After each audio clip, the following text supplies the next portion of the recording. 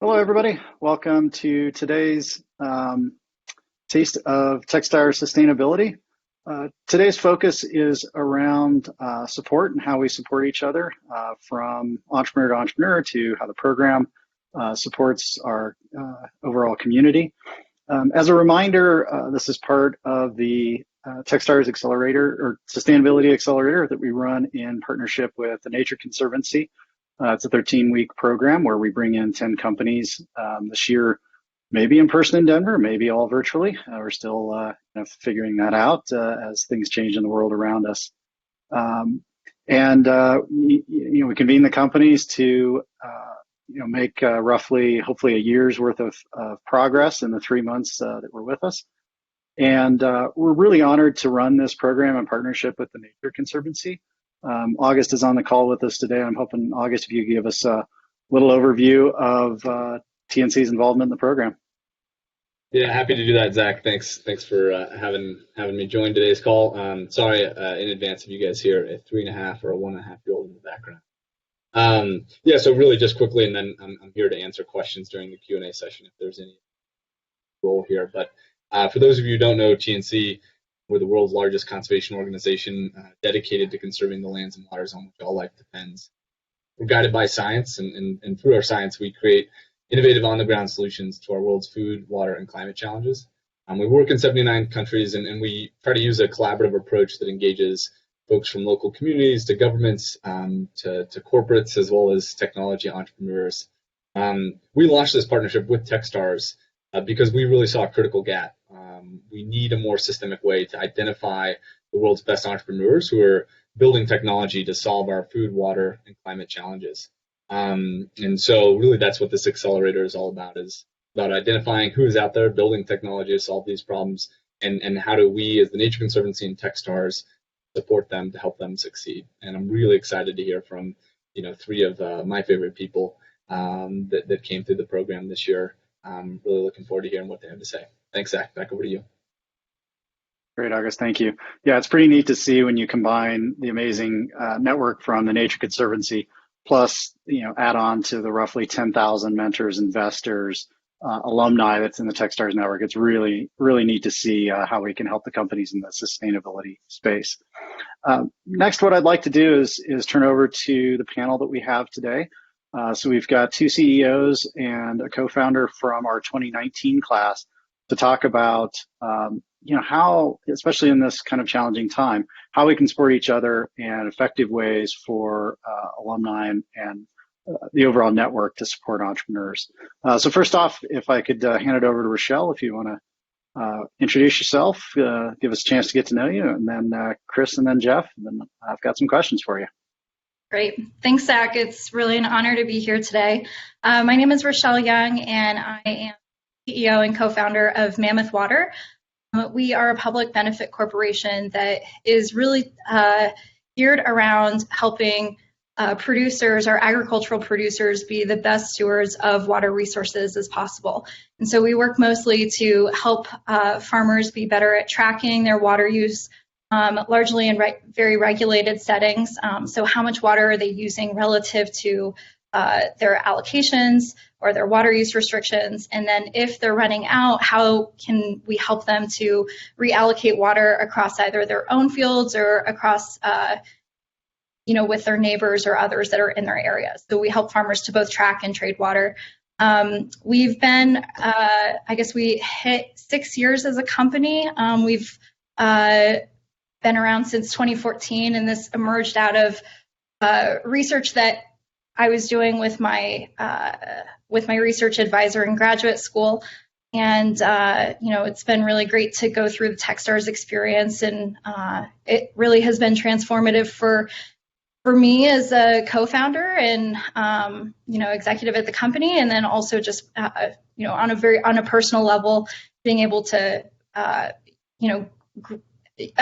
grow both as professionally and as the company. It's been a really great experience for us.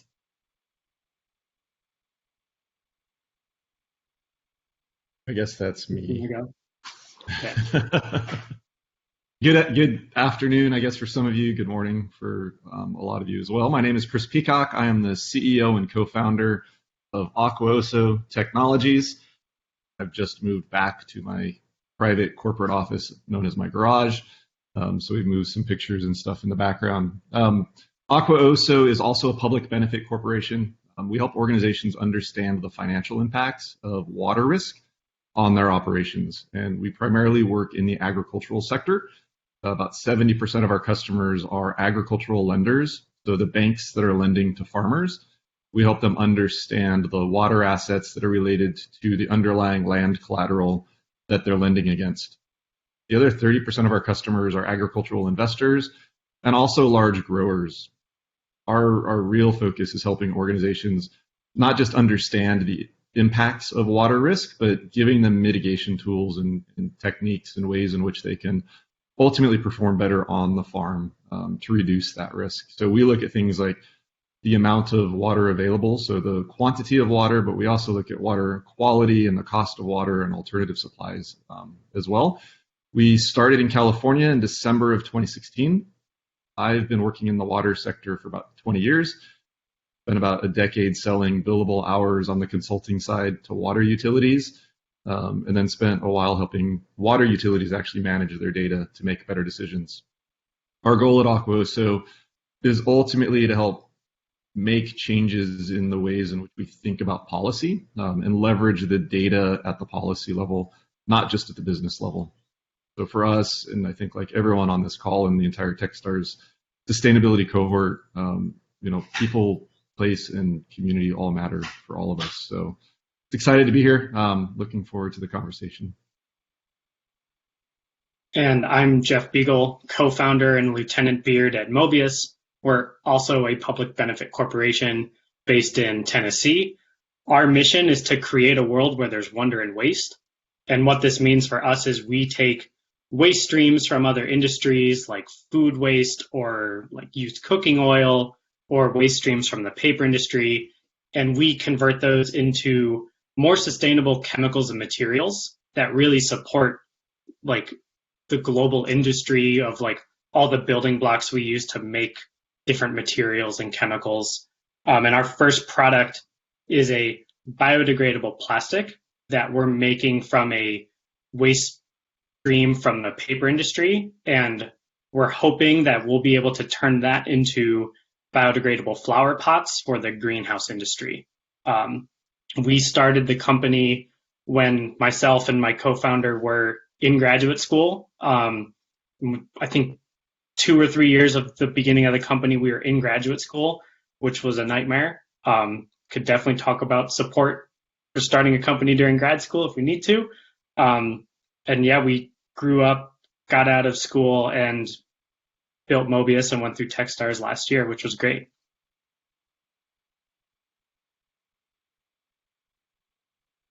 Great, Jeff. Thanks for that, and Chris and Rochelle. Start out with a question here to get us going. I know for a lot of us, it can feel like the world's kind of, spinning upside down or sideways right now. I'm curious for each of you, what is the role of your support network played during these challenging times? And have you reached out to others to provide some support?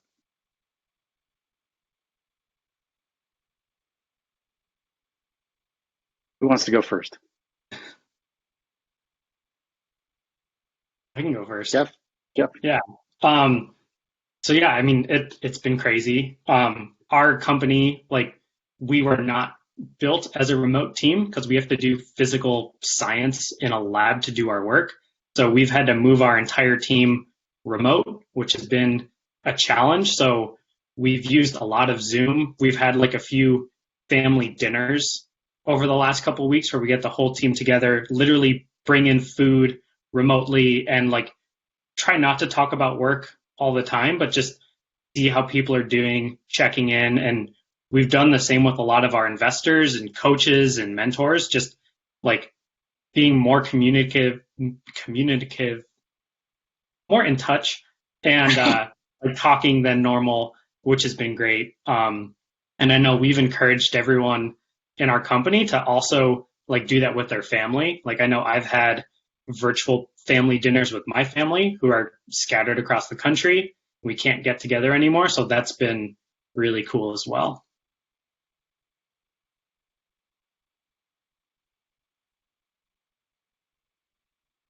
Rochelle? Maybe we'll go and. Oh, go ahead, Chris. Yeah, go ahead, Chris. I'll go next. All right. I was going to say maybe we'll go in reverse order for this one. Yeah, I think the support community for us at Aquos has been really powerful. A large part of that network is actually made up of the cohort from Techstars and the mentors from Techstars as well. You know, I've got a strong support system with my family and with my kids.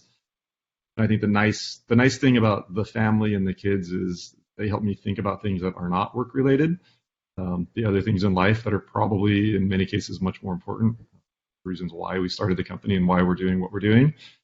I haven't crawled under my desk yet with a bottle of whiskey, so the support system must be working. I haven't totally melted down. But I have had comments from some folks that if that ever does happen, they'll join me. So I don't know if virtual whiskey is a thing. Could be an interesting experiment.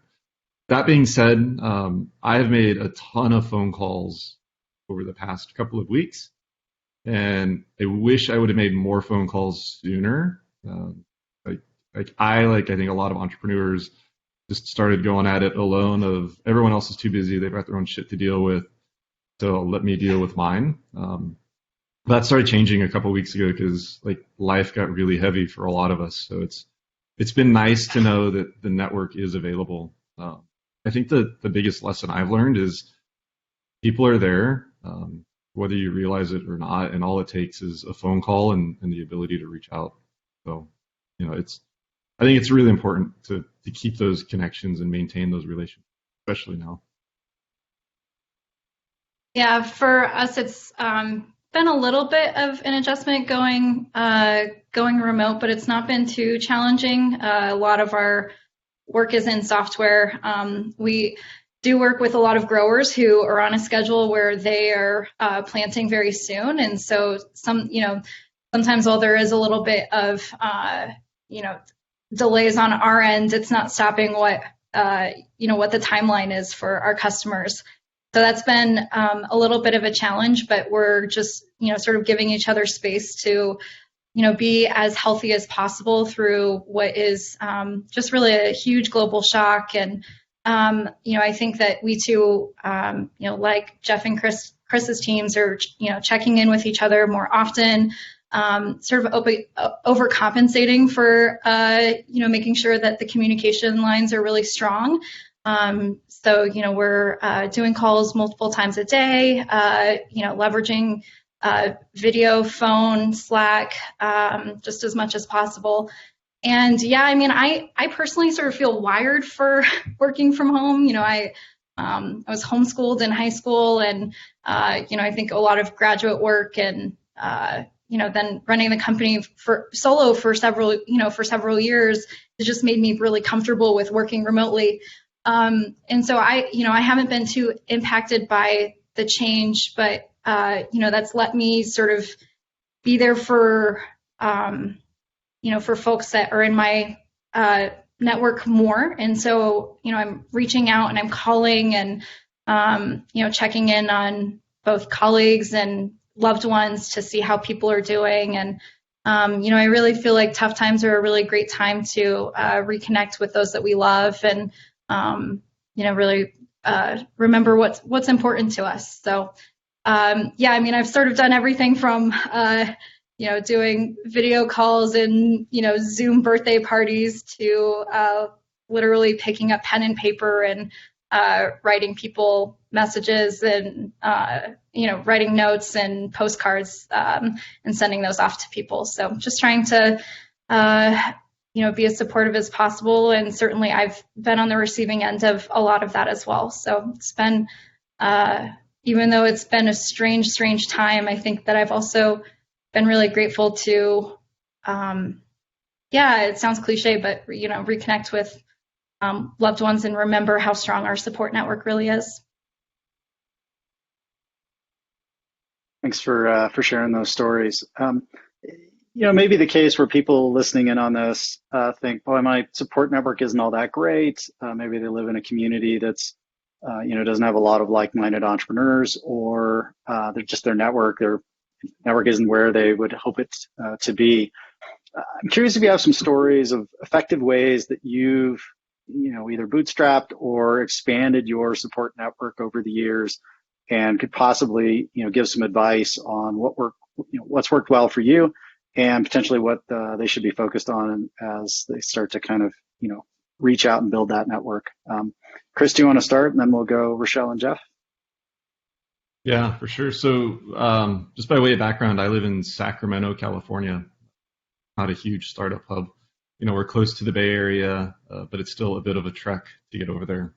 So a lot of at least the startup relationships that we've been able to build prior to Techstars, it really was kind of a bootstrapping mentality of who do I know on LinkedIn? Who do I know that started companies? Who do I know that's kind of in the same space, and just having conversations with them.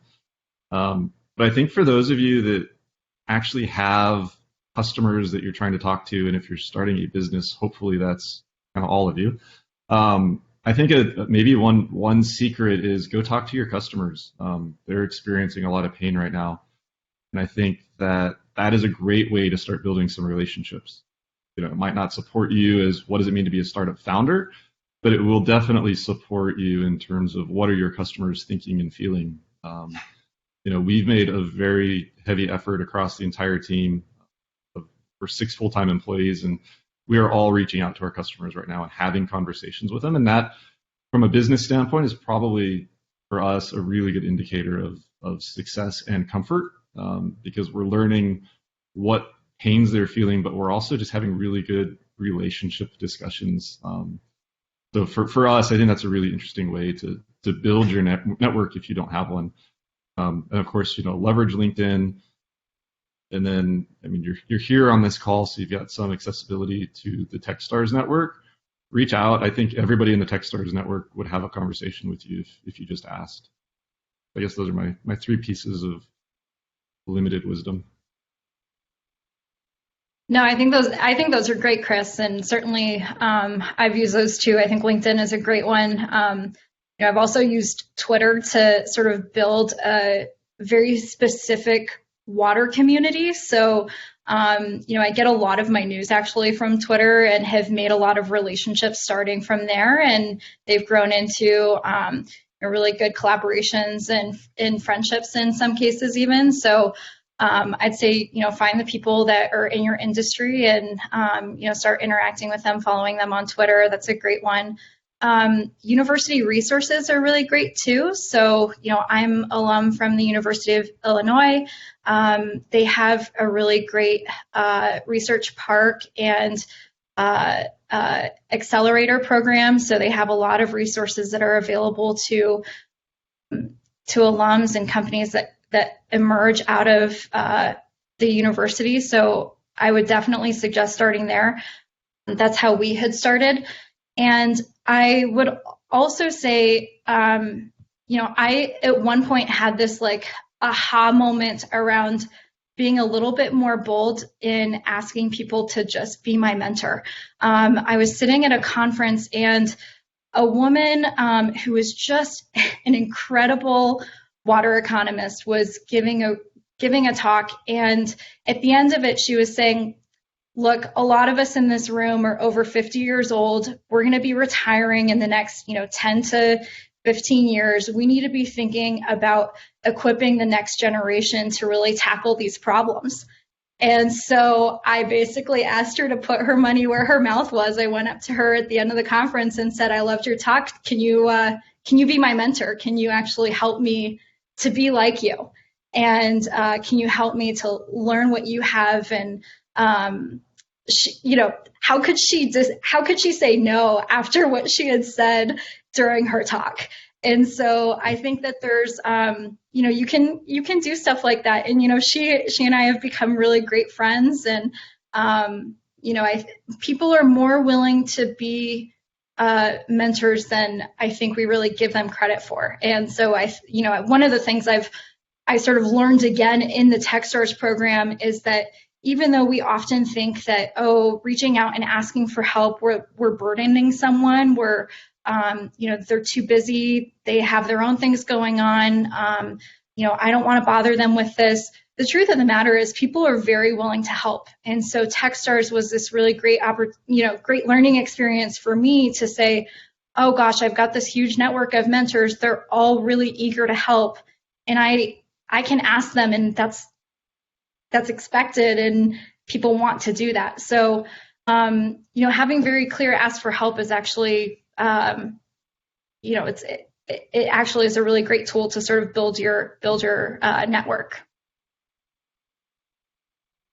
Yeah, and I guess I'll talk about expanding network kind of in a world where you're able to travel and go to other events in person, and then kind of what we're doing now.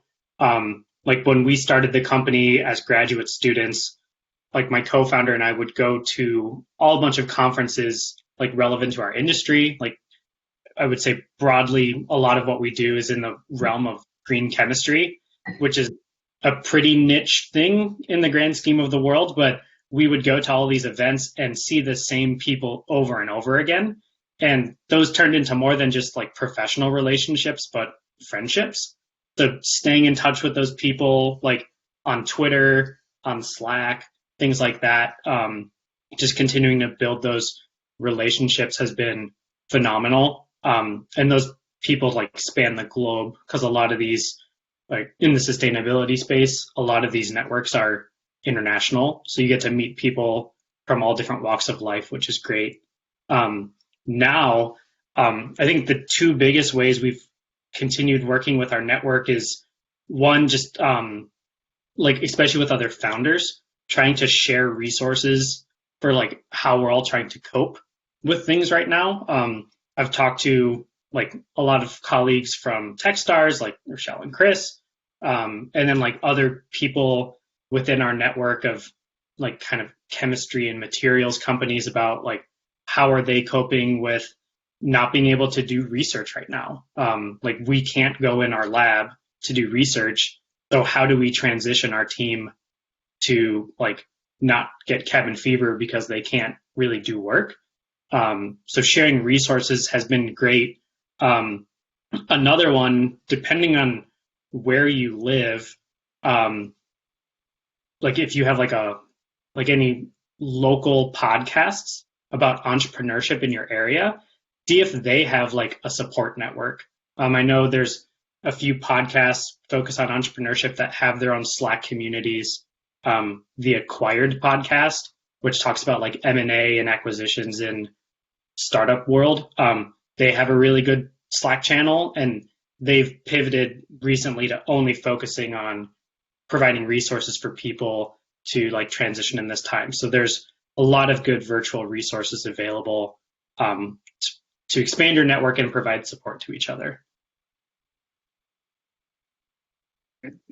Thanks so much for those insights. I wanted to let people know who are watching, if you have questions for us, please put them into either the chat or the Q&A part of your interface there, and I'll queue those up and ask our panel of great entrepreneurs here.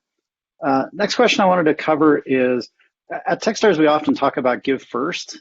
This is this concept of giving of your time, your energy, and not expecting anything direct in return. The idea is that it's almost like a karma bank. At some point, yeah, something good will come of it, but you don't know exactly what, you don't know from whom, and you don't know when. So I'm curious, as you think about your time in program or after program, I was hoping you'd share a meaningful give first moment that you've experienced, or a give first moment that you've given first. Maybe this time let's go Rochelle, Chris, or let's go Rochelle, Jeff, and then Chris. Yeah. Zach sent this question in advance, and this is probably one where I struggled most to come up with, like, what is the story I want to tell? I think that there were a lot, and I think that the one that was most meaningful to me is that I guess for a little bit of context, I hate public speaking, and so one of my mentors, in preparation for demo day, said, you really need to go take an improv class. And so this is going to help you to be more comfortable with going up there for demo day, this and that. And so, took this, I think it was an 8-week course. And so, on Saturday afternoons, I would go to my improv class. And, the whole experience was completely terrifying for me. But I had, so anyway, the end of the class came, and I had, told some people in our cohort that I had my improv class or my improv performance. So it was like sort of the last thing that we did. And I come out, on the day of the performance, I came out onto the stage, and there in the entire front row was the Second Nature team. Every single one of them was there. It was like the most crazy time because we were 2 weeks before demo day, less than that. And so everyone had a ton going on. It was completely crunch time. And they took out time in their day to show up for me personally. My own friends who are, I'm local to Denver, so I didn't have to move for the program. My own friends who lived in Denver were in like rows 4 and 5, and Team Second Nature was just sitting there for me in the front row. And so that just really, it meant a lot to me that they would show up for me, not just professionally, which they have done so many times. They had really helped me and my team in all kinds of ways. We had shared this sort of, big long table. So both of our teams were working at that table, and, you sort of develop this like mini cohort mentality around that table that you're working around. And so there's lots of ways in which you just sort of become extensions of each other's team, and they had helped in so many ways. But that they did that for me, on a personal level meant a lot, especially in such a crazy time. Yeah, and like I know for all of us during program, there's like a million little give first moments that we all experience, like being in the office like at midnight on a Sunday evening and like struggling with the door and like someone coming to help you unlock the door, which was a notorious evil villain throughout the entire Techstars program. But on a bigger level, one example of when someone helped give first to our team was when I think we were 2 months old as a company. We were trying to do as many pitch competitions as we could to bootstrap the company because we were still in grad school. And I'll never forget that one of the teachers or professors at our university who pushed us to start a company in the first place, he like dropped things on the weekend and would like go to pitch competitions in Texas with us. So he was taking like days out of his time to fly with us to help us network and like practice our pitch between different rounds of competitions, and like just that level of commitment when like there wasn't really like anything he was getting out of it except for just being with us on that journey was super fun. And I know both myself and my partner Tony, like we've kind of taken it upon ourselves to try to give back to other potential founders at our university, the University of Tennessee. There's been an increasingly popular route of PhD students trying to start companies, like mostly in the life sciences, but there's a lot of programs where they're looking for mentors and founders to kind of help these founders at a really early stage. And we've had so much fun giving back to some of these founders in Knoxville. There's a 48-hour kind of hackathon pitch competition that happens once a year. And I think 2 or 3 years in a row, we were mentors where like we gave up our entire weekend to support another team. And it was just so much fun to like be back at that stage of like when a 48-hour hackathon like gets a ton done for your company. But it's been super cool to just help out with companies at that early stage and help them try to avoid pitfalls at that early stage too. Can't believe that door is actually part of the Give First story. I do believe it completely. That door got fixed, right? So no one has to deal with it anymore. Allegedly. Allegedly. And if it's virtual, others will not have that same lovely experience that we did. So practically on some Give First, like most recently, since it's fresh in mind, we've had, like everyone here, we had a number of really great mentors through the Techstars program. And they're still continuing to give us time and attention and discussions, even when they're dealing with their own shit with kind of everything going on in the world. But one in particular, she was helping us out, and as we started making the transition over the last few weeks into what we're doing, we've been working with some folks around growth strategies and kind of building out a marketing program and a lot of marketing fees associated with that.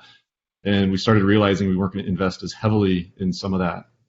But some of the folks that we've transitioned marketing work to, they've been absolutely amazing. They've come back to us and they're waiving some fees because they want to see us succeed. They're looking at the long-term value of this, and they're really coming at it from the not expecting anything in return at the end of the day. So for us, that's been immediately valuable and helpful. And it really kind of just warms our hearts that they just want to see us succeed, which I think is a really powerful part of the Give First philosophy, because I think a lot of it really is, how can I help you succeed, whether it helps me or not.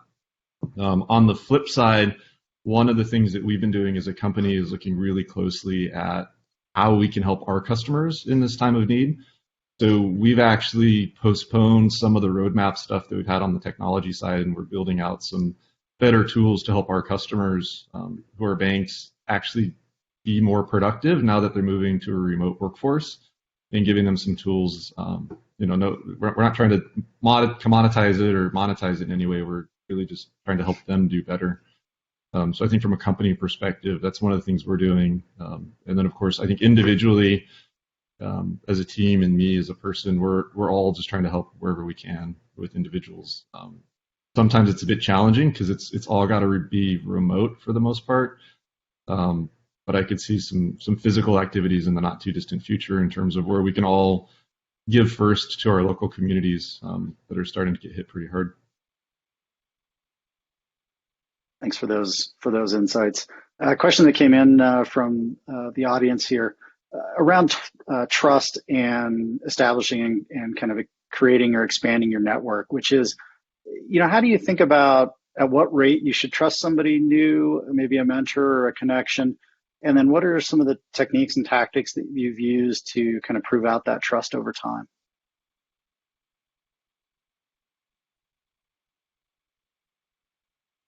Jeff, you want to take this one first? Yeah, I can take this one first. So I think there's kind of like the initial sense of trust and then kind of maintaining it over time. So I think to establish that like first impression of like, do I trust this person? Just like think about the simple question of like, would I get a beer with this person like outside of this event or something like that? Because if you don't want to get a drink with that person, like you're probably not going to want to set up a long-term relationship with that person. That's subject to change, but I think that's a really good like first way to think about it is like, would I want to see this person again? There's a ton of parallels with like dating. So like think about like first impressions and like, would I want to go on a second date with this person? And then over time, like I think to see if like they're like worthy of your trust and like maintaining that relationship. I think finding like small things that they can help you with in the very beginning and like see how they deliver on that is really important. Whether it's like when you meet them, they're like, oh, I know someone in this industry who might be a useful contact for you. Like see if they deliver and like stay true to their word that they're going to help you out and like they're not trying to get financial gain out of it, but they're trying to give first. I think that's what comes to mind for me.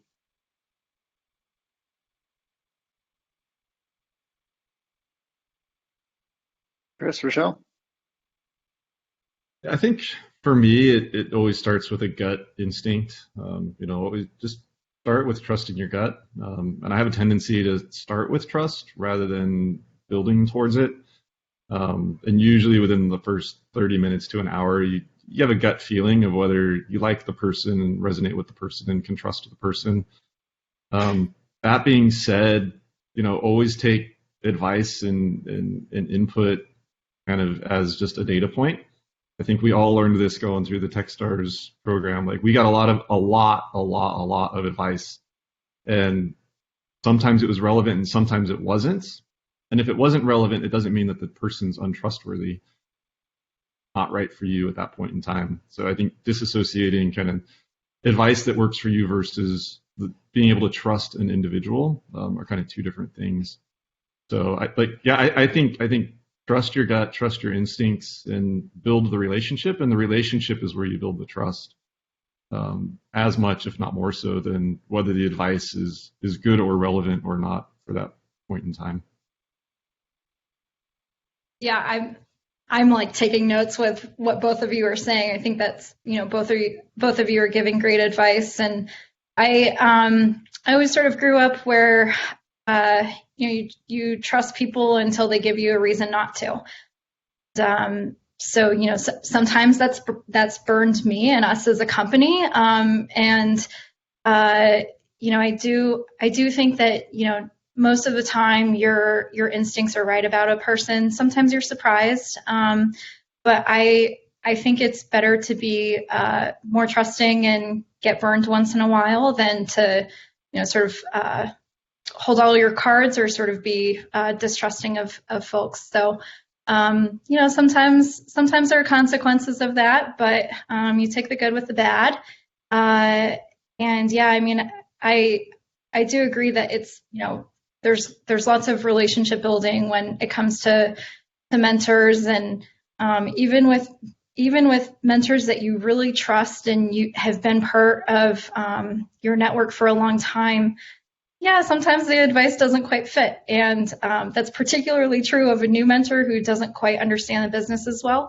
Like Chris said, there's you get a lot of that when you're especially in Techstars, when you're going through meeting mentors through Mentor Madness. There was a lot of that, but you find the folks that are right fits and sort of go from there. If I can just add one thing real quick, kind of going off what Rochelle said, is like, especially in this space of like the sustainability focus for startups, there's oftentimes like a deeper thing that drives people like in this industry. And so like, it's more than just like, I want to make money. There's like I want to help people. I want to help the planet. I want to help other people that drives everyone. And I think like there's a much stronger like force at play to like build trust around, which is, I think, unique and awesome for like all of us. It's not just like I'm building an app to make money and someone is like, I'm going to help you make more money. It's like, do you want to help save the planet? Like, yes. So.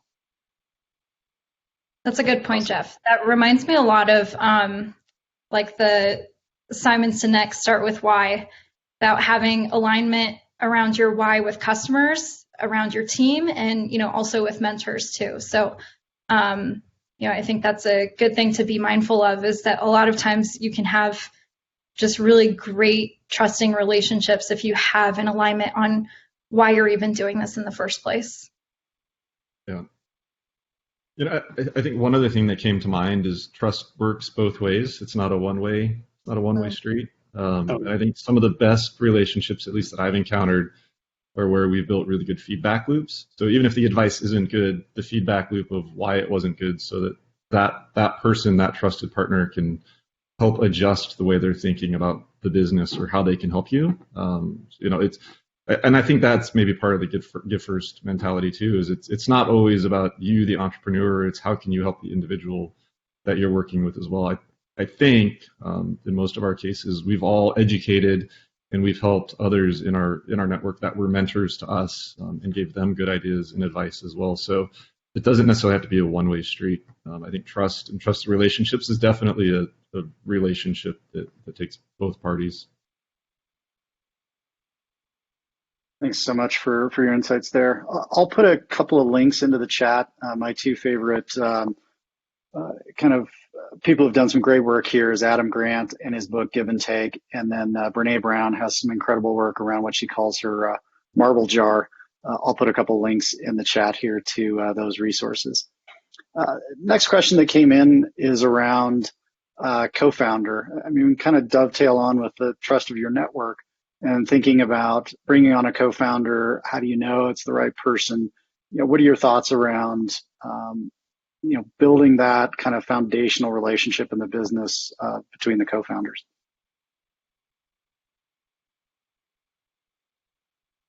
Who wants to dive in first? I can start. Go ahead. We didn't have a co-founder. I didn't have a co-founder. I say we as if there's more than one of me. I wish that were true. I started the company in December 2016, essentially as a solo founder of the company. And my co-founder, Cameron, he didn't really become a co-founder until about a year later. I met him about 6 months into building the business, and we spent 6 months getting to know each other. He was finishing up his MBA and his JD at the time, so he was kind of preoccupied with school. I was figuring out this business. We spent time together. We had some meals together. We had a bunch of conversations. We talked about what the business could become, and then 6 months later, he became a co-founder in the company.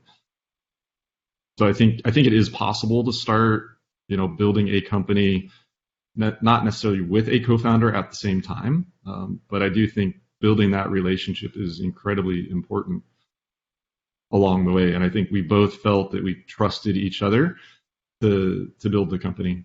And it did take time. It took time to build those relationships. I mean, it was in some ways like dating. I met his whole family. He met my family.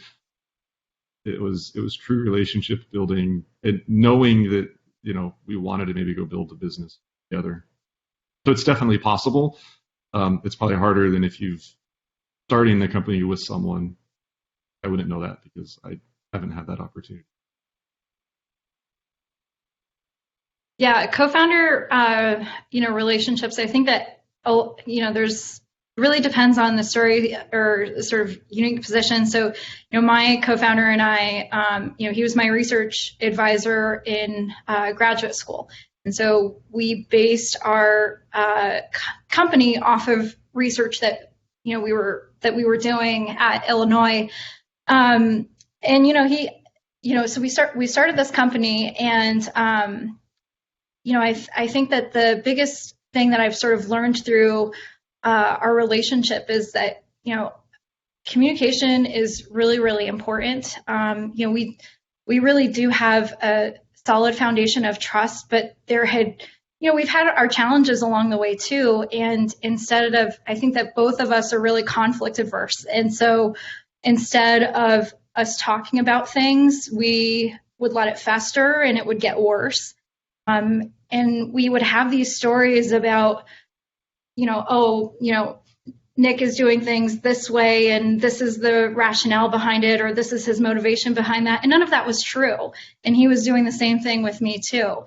And so I think it's, sort of radical honesty and candor are important to have a really trusting relationship and to work through a lot of the challenges, because you will have challenges. I mean, even if you have really similar motivations, you really care about the same space, you want to see the same kind of impact, at some point there will come a time where you have these huge disagreements. And it's really important to sort of have that honesty and understand each other's motivations behind why you're thinking a particular way.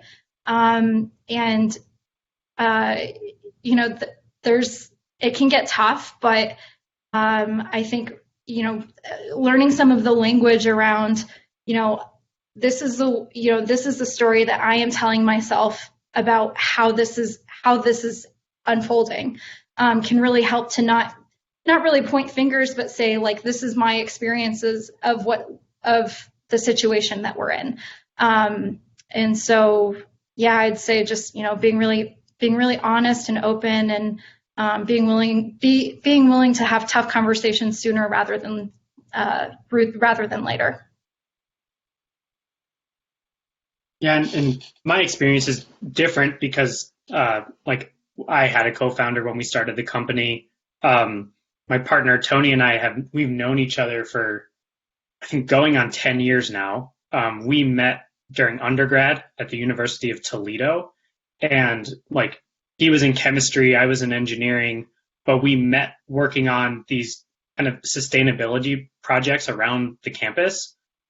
We started a green fund together at the University of Toledo, which is like a fund where like part of student fees go into a bucket and people can apply to like get a grant to implement sustainability projects on campus. So it was like really cool to have that experience working with each other. And then toward the end of undergrad, both of us thought of entrepreneurship as like a really cool way to bring like our nerdiness like into the real world to solve problems. And so we kind of made like a pinky promise going into grad school to be like, okay, we're going to start a company together, but we need to figure out what we want to do first. So whoever comes up with the best idea first, like the other one will come in too. So like we both were like hunting together to find these ideas to start a company around. And that's ultimately how we stumbled upon Mobius.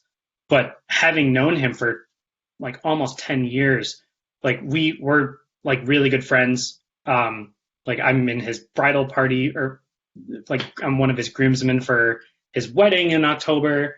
And like we like know what makes each other tick, and importantly, how to get each other like out of a funk when we're in a bad mood. So like because we're friends, because we've known each other for so long, like I know how he thinks and vice versa, which has been super valuable. And like Rochelle was saying, like you have to find ways to communicate both like the good things like compliments or like you did a good job, but also if things like aren't going well, and to be accepting of that feedback from your co-founders is super important. Thanks for those great insights. Yeah, I mean, I do think having a co-founder is really, really great. And so, you having the ability to bounce ideas off of each other and think really differently. If you're just sort of going at it as a single founder, you're limiting the vision of your company to your own, and being able to leverage other, your co-founders' vision and their ideas can be a really powerful for growth. And I think on a more like kind of implementation example, like if you're a solo founder and you have an early employee, that doesn't mean that an early employee needs to be a co-founder, because like the level of contribution to the company and the culture and everything are very different between a co-founder and like an early employee. So just because you like maybe hired an engineer, that person doesn't need the title, nor do they deserve the title of a co-founder. You really have to build that relationship around it. Next question I want to hop to, and we got several who came in, so I'll kind of do these a little bit more rapid fire here. Question came in around investors and managing or handling investors, or ultimately maybe not taking their money if their why doesn't align with the why of your business. Curious if you have some quick stories to share or advice to share there. I have a quick story. So I'll leave it to you too. So I think definitely on the investor side, so like we have this giant spreadsheet with probably 200 different firms and funds and like angels and like private equity and everything. One of the things that we use in that spreadsheet is like an alignment factor of a scale like 1 to 4. And we filter those investors by how aligned they are with our company, and then like what stage do they invest at. So we absolutely use like alignment as a core like forcing factor. I would say it also goes for customers. So like we tend to only work with like customers and partners that are also aligned in that same way. And like there are some partners like like kind of bigger oil companies that if they're like, hey, we want to partner with you, like if we don't feel like the alignment is there, we might not be willing to partner with that company. Yeah, I think it's really important on the investment side to have folks that you are aligned with. And and maybe that varies by individuals. I've known some really great founders who have shitty investors, but it works because they put in operating procedures to make it work. But at Aquosa, we have a written no assholes policy. So for us, like we've definitely talked to investors that don't meet our criteria, and don't get me wrong, it's hard. Like if you have someone that wants to give you money and they're a jerk, and you need the money, you think long and hard about whether that policy goes in place or not. But we haven't taken money from anyone that we didn't feel aligned with, or that wouldn't be able to contribute. We've raised some angel money, and we've raised friends and family money. So I think it's been a bit easier for us to have that filter. But as we think about larger rounds and larger institutions, it's still a filter for us. And I think for all three of us, being a public benefit corporation, there's a natural filter that comes with it. Because being a PBC makes it a bit more challenging in terms of raising capital, but I think it helps filter out the people that are the wrong people versus the right people that are interested in making money and solving big problems from a mission standpoint. Great, thanks for that feedback. And just so everybody listening knows, we don't just bring public benefit corporations into our program. I think this actually represents the three that were in our last class. So next question that came in was, thinking about boundaries and, with mentors and investors and kind of the overall relationship, how do you think about maintaining healthy boundaries when you're working with your kind of the people who support you and are around your business?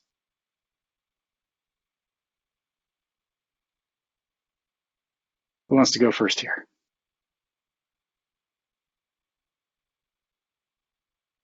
Rochelle, you look like you're ready. Oh boy, I'm a bad one to answer this question. I think I don't have really. Well, so first of all, we don't have aside from Techstars, we don't have investors in our company. So, we're customer funded, bootstrapped company. So, I haven't had to worry too much about that at this point. With mentors, advisors, people on our team. I mean, we're working a lot. A lot of the year. Of course, there are some times of the year that are slower, but it's there seems to be sort of a blend between work life and personal life, and so to me, a lot of my network is not just part of my professional network, but they're also my friends. So I don't know that I'm a really great person to sort of talk about boundaries. I'm going to leave it to Chris and Jeff.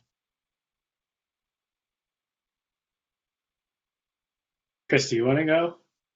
Sure, I'll go.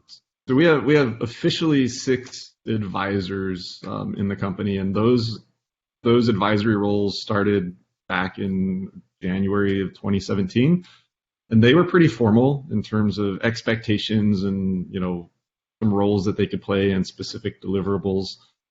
Over the last couple of years, as we moved to more mentor-based relationships, I would say they're not as structured. They're pretty much free flow. It's we call people up as we need them.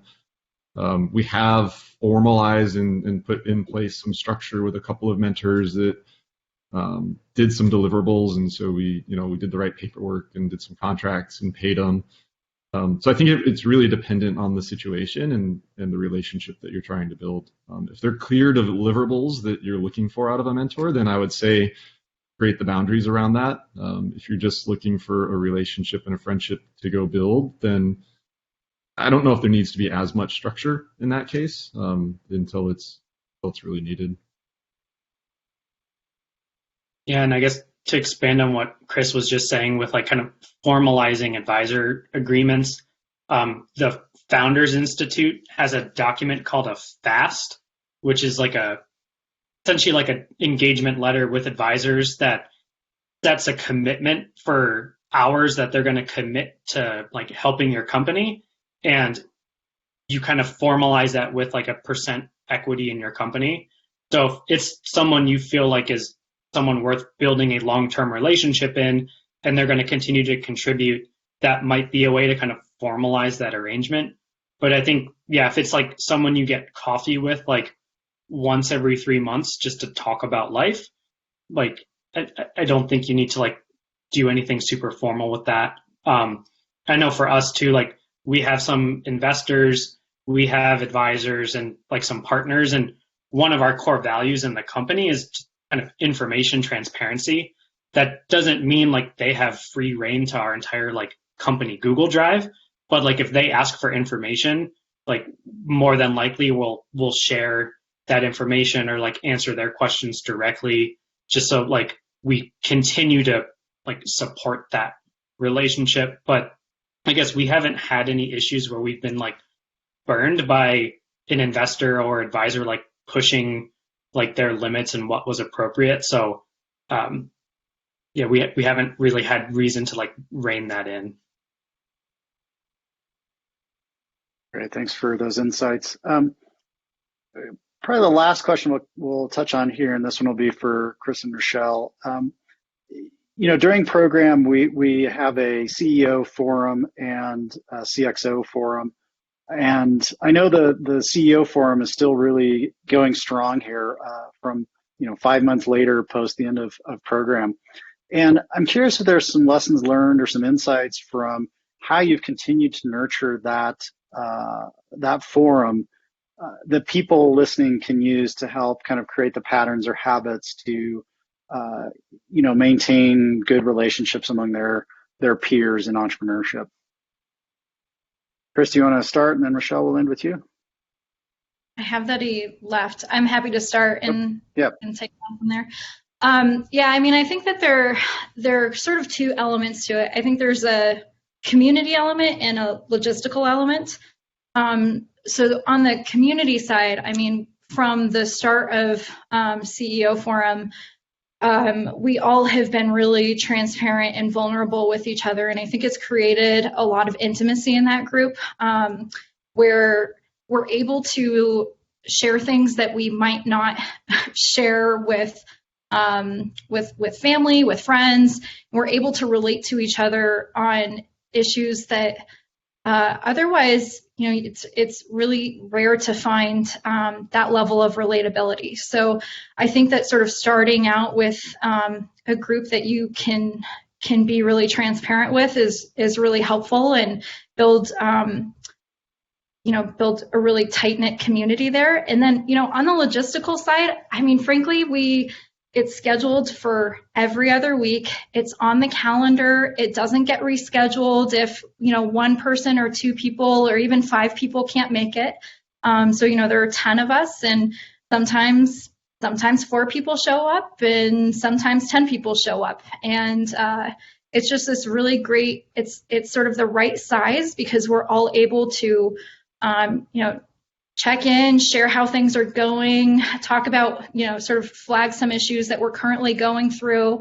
And then the group will sort of decide, okay, what is the thing that we want to spend most of our time talking about today? And we'll pick a topic and really dive into the details on that. And, we found that a lot of times the particular issue that we're going through, either others are going through it right now too, or others have been through it and have advice to share. And so, sort of realizing that you're not in this alone is really important. This is a really lonely job sometimes in entrepreneurship. And so, seeing that you've actually got people who have these shared experiences has been, really helpful. But yeah, I think that making sure that it's just on the calendar, same time, same venue every time has been really good for us to sort of keep this going. So 5 months in, and I don't think there's an end in sight. I really think that this is going to be a lifelong community for me. That's awesome. Thanks for sharing that. I don't see Chris back on, and we are at the top of the hour. So I wanted to thank Rochelle, you and Jeff so much for being part of our session today, and Chris as well, even though he's not here online anymore to hear that. For those of you online listening or watching, I'll be sending out a recording of this along with links to all the other previous sessions, so look for that in your inbox. Wish you all well, and look forward to having you join us again next week. Same time, same place. Thank you.